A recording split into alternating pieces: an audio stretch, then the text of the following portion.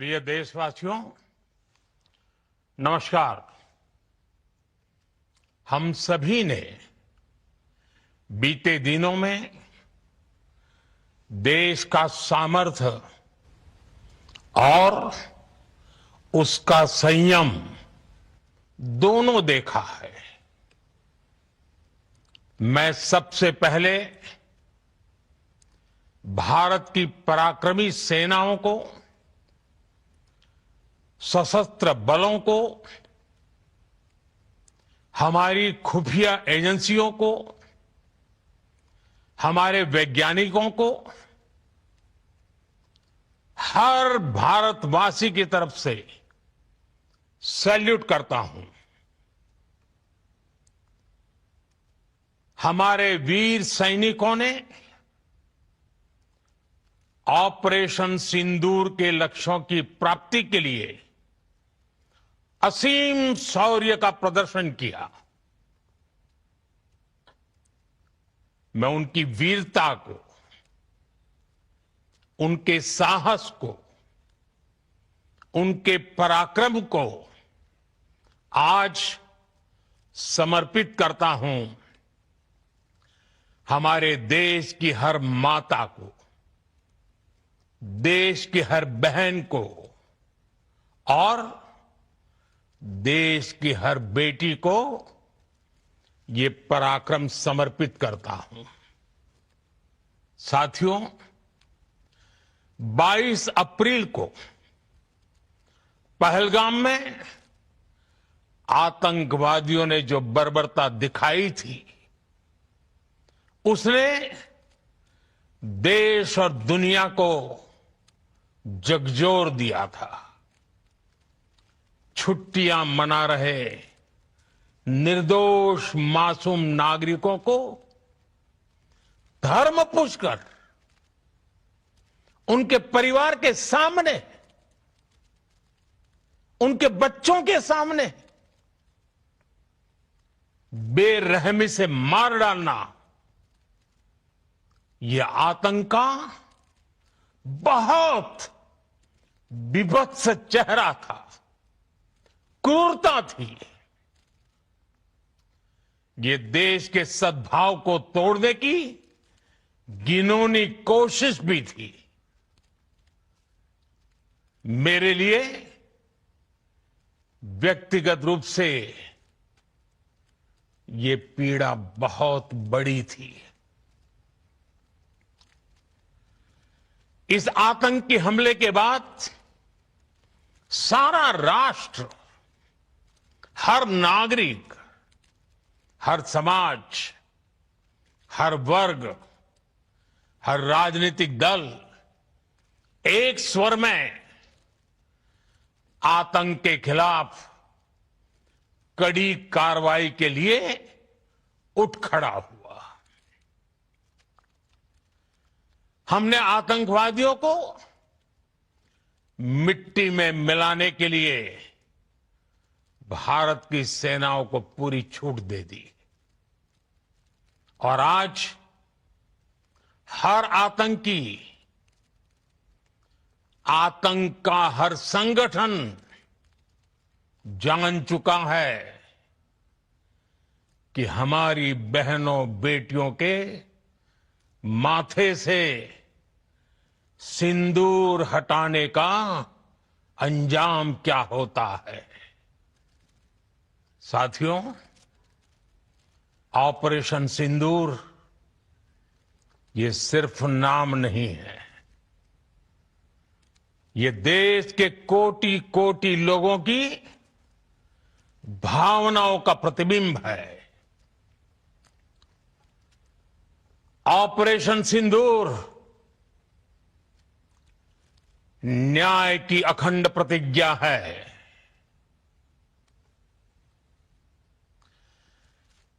6 मई की देर रात, 7 मई की सुबह पूरी दुनिया ने इस प्रतिज्ञा को परिणाम में बदलते देखा है। भारत की सेनाओं ने पाकिस्तान में आतंक के ठिकानों पर, उनके ट्रेनिंग सेंटर्स पर सटीक प्रहार किया। आतंकियों ने सपने में भी नहीं सोचा था कि भारत इतना बड़ा फैसला ले सकता है। लेकिन जब देश एकजुट होता है, नेशन फर्स्ट की भावना से भरा होता है, राष्ट्र सर्वोपरि होता है, तो फौलादी फैसले लिए जाते हैं, परिणाम लाकर दिखाए जाते हैं। जब पाकिस्तान में आतंक के अड्डों पर भारत की मिसाइलों ने हमला बोला, भारत के ड्रोन्स ने हमला बोला, तो आतंकी संगठनों की इमारतें नहीं, बल्कि उनका हौसला भी थर्रा गया। बहावलपुर और मुरिद के जैसे आतंकी ठिकाने एक प्रकार से ग्लोबल टेररिज्म की यूनिवर्सिटीज रही है। दुनिया में कहीं पर भी जो बड़े आतंकी हमले हुए हैं, चाहे 9/11 हो, चाहे लंदन ट्यूब बॉम्बिंग हो, या भारत में दशकों से जो बड़े बड़े आतंकी हमले हुए हैं, उन सब के तार कहीं ना कहीं आतंक के इन्हीं ठिकानों से जुड़ते रहे हैं। आतंकियों ने हमारी बहनों का सिंदूर उजाड़ा था, इसलिए भारत ने आतंक के ये हेडक्वार्टर्स उजाड़ दिए। भारत के इन हमलों में 100 से अधिक खूंखार आतंकवादियों को मौत के घाट उतारा गया है। आतंक के बहुत सारे आका बीते 2.5-3 दशकों से खुलेआम पाकिस्तान में घूम रहे थे, जो भारत के खिलाफ साजिशें करते थे। उन्हें भारत ने एक झटके में खत्म कर दिया। साथियों, भारत की इस कार्रवाई से पाकिस्तान घोर निराशा में गिर गया था, हताशा में गिर गया था, बौखला गया था। और इसी बौखलाहट में उसने एक और दुस्साहस किया। आतंक पर भारत की कार्रवाई का साथ देने के बजाय पाकिस्तान ने भारत पर ही हमला करना शुरू कर दिया। पाकिस्तान ने हमारे स्कूलों, कॉलेजों को, गुरुद्वारों को, मंदिरों को, सामान्य नागरिकों के घरों को निशाना बनाया। पाकिस्तान ने हमारे सैन्य ठिकानों को निशाना बनाया। लेकिन इसमें भी पाकिस्तान खुद बेनकाब हो गया। दुनिया ने देखा कि कैसे पाकिस्तान के ड्रोन्स, पाकिस्तान की मिसाइलें भारत के सामने तिनके की तरह बिखर गई। भारत के सशक्त एयर डिफेंस सिस्टम ने उन्हें आसमान में ही नष्ट कर दिया। पाकिस्तान की तैयारी सीमा पर वार की थी, लेकिन भारत ने पाकिस्तान के सीने पर वार कर दिया। भारत के ड्रोन्स, भारत की मिसाइलों ने सटीकता के साथ हमला किया। पाकिस्तानी वायुसेना के उन एयरबेस को नुकसान पहुंचाया, जिस पर पाकिस्तान को बहुत घमंड था। भारत ने पहले 3 दिनों में ही पाकिस्तान को इतना तबाह कर दिया जिसका उसे अंदाजा भी नहीं था। इसलिए भारत की आक्रामक कार्रवाई के बाद पाकिस्तान बचने के रास्ते खोजने लगा। पाकिस्तान दुनिया भर में तनाव कम करने के लिए गुहार लगा रहा था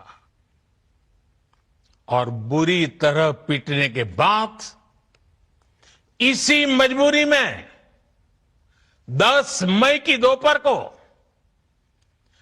पाकिस्तानी सेना ने हमारे डीजीएमओ को संपर्क किया। तब तक हम आतंकवाद के इंफ्रास्ट्रक्चर को बड़े पैमाने पर तबाह कर चुके थे। आतंकियों को मौत के घाट उतार दिया गया था। पाकिस्तान के सीने में बसाए गए आतंक के अड्डों को हमने खंडहर बना दिया था। इसलिए जब पाकिस्तान की तरफ से